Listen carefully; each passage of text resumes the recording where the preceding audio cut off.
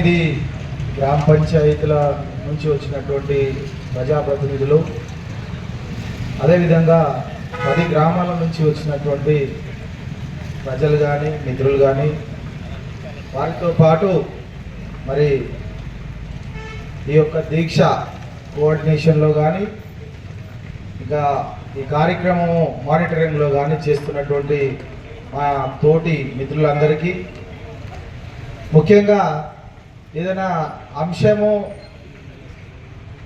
ఈ నేటి తరంలో ఫాస్ట్గా చేరవేసేటువంటి క్రమంలో మీడియా, ప్రింట్ మిత్రులు చాలా, మేము ఎంతైతే ఇక్కడ ఈ కార్యక్రమాన్ని అంత ఘనంగా చేస్తున్నామో, అంత ఆర్భాటంగా చేస్తున్నామో, మాలో ఉన్నటువంటి సంకల్పాన్ని, మాలో ఉన్నటువంటి ఉద్దేశాన్ని సమాజంకి అంతటి కూడా చూపించేటువంటి పెద్ద భూమిక నిర్వహించేటువంటి మిత్రులు ప్రింట్ అండ్ మీడియా వారికి, మరి పెద్ద నాయకులు అందరూ గ్రామ స్థాయి నుంచి మొదలుపెట్టుకుంటే మండల్ పరిషత్ వరకు, జిల్లా పరిషత్ వరకు ఉన్నటువంటి సభ్యులందరూ కూడా నా యొక్క హృదయపూర్వకమైనటువంటి నమస్కారాలు తెలియజేస్తా ఉన్నాను.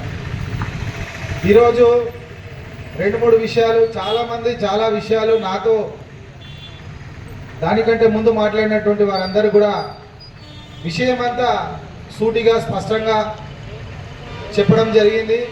విషయమంతా కూడా అందరికీ తెలిసినటువంటి పరిస్థితి. నా వంతు నేను నాకు ఇచ్చినటువంటి సమయంలో 1-2 ముక్కలు మాట్లాడి నేను కూడా నా ఉపన్యాసాన్ని ముగిస్తాను.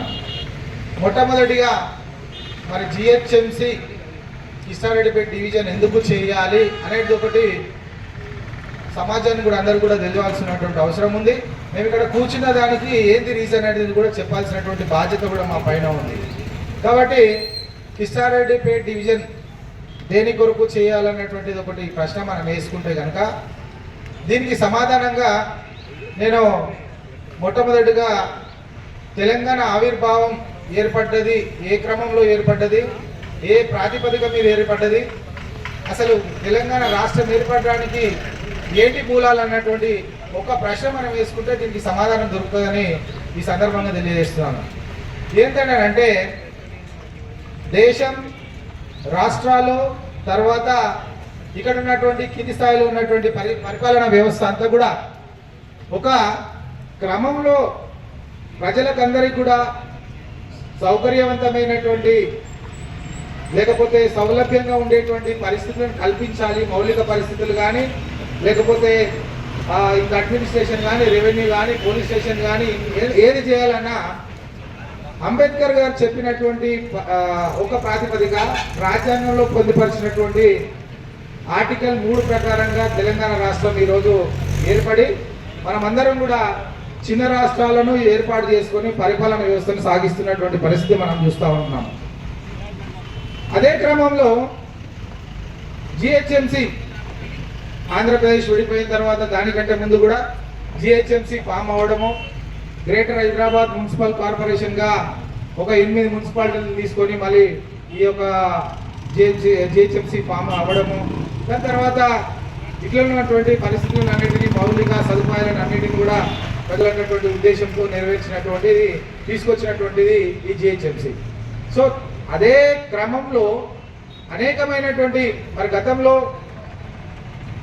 150 డివిజన్లు చేసినటువంటి గెజిట్ వచ్చినటువంటి పరిస్థితి మనం చూసినాం. దాని తర్వాత 300లకు పెంచినటువంటి పరిస్థితి చూసినాం. 6 జోన్లను 12 జోన్లుగా చేసినటువంటి పరిస్థితి చూసినాం. అంటే ఎందుకంటేనంటే పరిపాలన వ్యవస్థ బాగుండాలి, ప్రజలకు అందరికీ ఒక మెరుగైనటువంటి పరిపాలన రావాలి, అందరూ కూడా సౌకర్యంగా ఉండాలి అనేటువంటి మెయిన్ కాన్సెప్టే.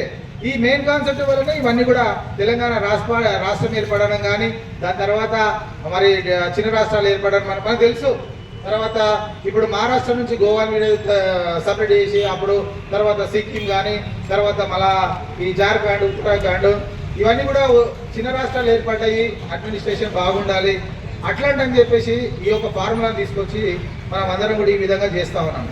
సో అదే దాని ప్రకారంగా ఈరోజు మరి ఇన్ని డివిజన్లు చేసినటువంటి పరిస్థితి కిష్టారెడ్డిపేటను కూడా డివిజన్గా అంటే జిహెచ్ఎంసీ చేయడానికి ఇంత జనాభా ప్రాతిపదిక ఉండాలన్నటువంటిది ఒకటి కూడా ఉంది. 40 నుంచి 45,000 కానీ దానిపైన కానీ ఆ తర్వాత ఇంకెక్కువ ఉంటే కూడా పరిపాలన కోసం చేయాలన్నటువంటిది ఒక నియమము నిబంధనలు ఆ ప్రొవిజన్స్ అవి అన్నీ కూడా మరి జిహెచ్ఎంసీ యాక్ట్ కానీ లేకపోతే 1955 యాక్ట్ కానీ ఇవన్నీ కూడా ఉన్నటువంటి సందర్భం మనం చూసాం. కాబట్టి మిత్రులారా ఇదంతా కూడా మనకు ఇన్ని వేల జనాభా ఇప్పుడు అమీన్పూర్ మండలంలో పాత గ్రామ పంచాయతీలను అన్నిటిని తీసుకుంటే దగ్గర మన ఎంపీ గారు కానీ వాళ్ళందరూ కూడా 1,25,000 జనాభా ఉన్నటువంటి దీనికి భవిష్యత్తులో కూడా రేపు పొద్దున మరి జిహెచ్ఎంసీ సర్కిల్ ఇప్పుడు కిష్టారెడ్డిపేట లిమిట్స్ తర్వాత ఇవన్నీ చూసుకుంటే ఇక్కడనే మీరు చూడండి గమనించండి అక్కడ అమీన్పూర్ ఆ బీరంగూడ ఇక్కడంతా కూడా ఇన్ఫ్రాంట్ అయిపోయింది. అంటే నిర్మాణాలు జరగడానికి కూడా ఆస్కారం లేదు, అవకాశం కూడా లేదు. ఎక్కడయ్యా జనాలు పెరుగుతారు, ఎక్కడయ్యా జనావాసాలకు మరి సౌకర్యవంతమైనటువంటి ఇది ఇన్ఫ్రా వస్తుంది అంటే మనం ఔటర్ రింగ్ రోడ్ తీసుకున్నా లేకపోతే దాని పక్కకు చూస్తున్నటువంటి వెంచర్లు తీసుకున్నా ఇవన్నిటిని కూడా మనం పరిగణలో తీసుకుంటే మ్యాక్సిమం జనాభా ఇక్కడ పెరిగేటువంటి పరిస్థితి కనిపిస్తూ ఉంది.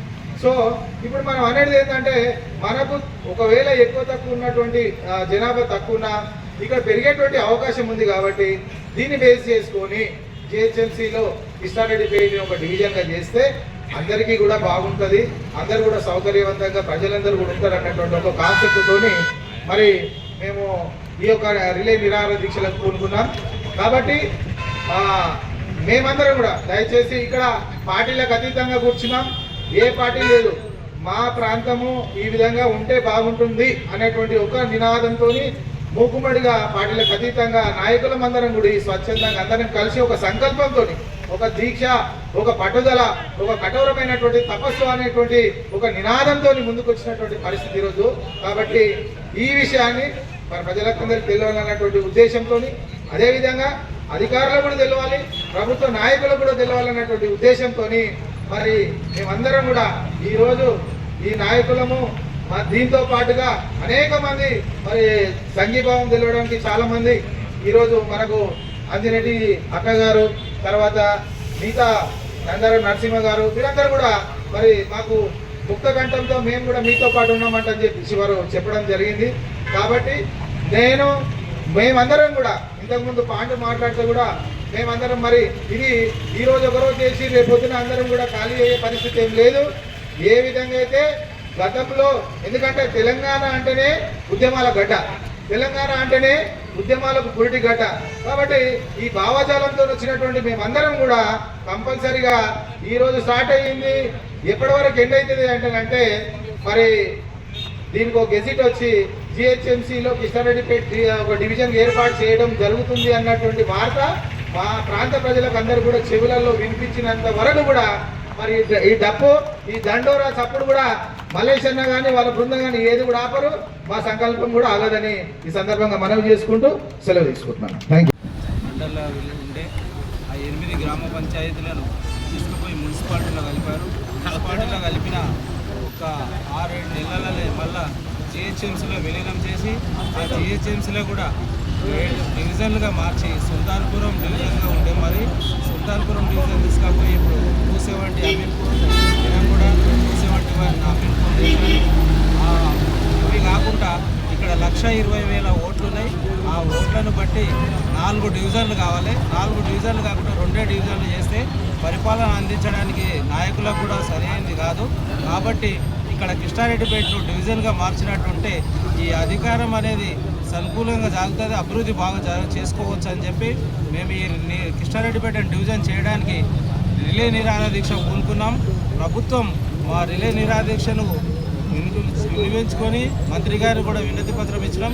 మా డివిజన్ చేసినట్టుంటే మాకు సానుకూలంగా ఉంటుందని ఈ పత్రికల ద్వారా సీఎం గారికి వినవించుకోవడం తెలుస్తారని కోరుకుంటూ ముగిస్తున్నాం. గ్రామంలో ఈ యొక్క అమీన్పూర్ మండలంను జిహెచ్ఎంసీ డివిజన్గా కిష్టారెడ్డిపేట సెంటర్గా డివిజన్గా ఏర్పాటు చేయాలని అఖిలపక్షం ఆధ్వర్యంలో రిలే నిరాహార దీక్షకు కూర్చోవడం జరిగింది. ఎందుకంటే గతంలోనే ఈ 8 గ్రామ పంచాయతీలను మున్సిపాల్లో విలీనం చేయడం జరిగింది. అందులో నుంచి డివిజన్ల జిహెచ్ఎంసీలో విలీనం చేయడం జరిగింది.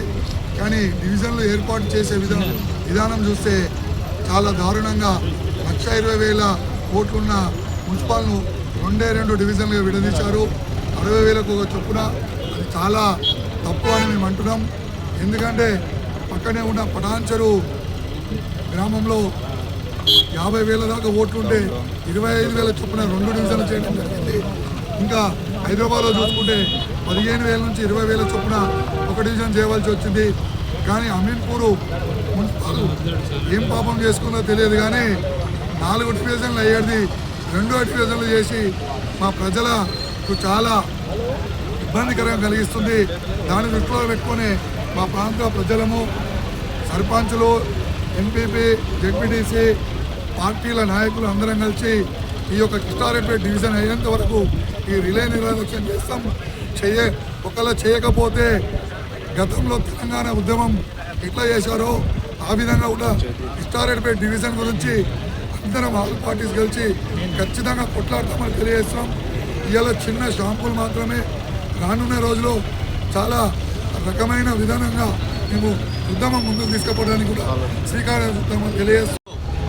కిస్టారెడ్డిపేట గ్రామం లోపల అమీన్పూర్ మండలం లోపల కిస్టారెడ్డిపేట 8 గ్రామ పంచాయతీలు కలిపి ఒక జిహెచ్ఎంసీ డివిజన్ కావాలని నిరాహార దీక్షకు ఈరోజు పూనుకోవడం జరిగింది.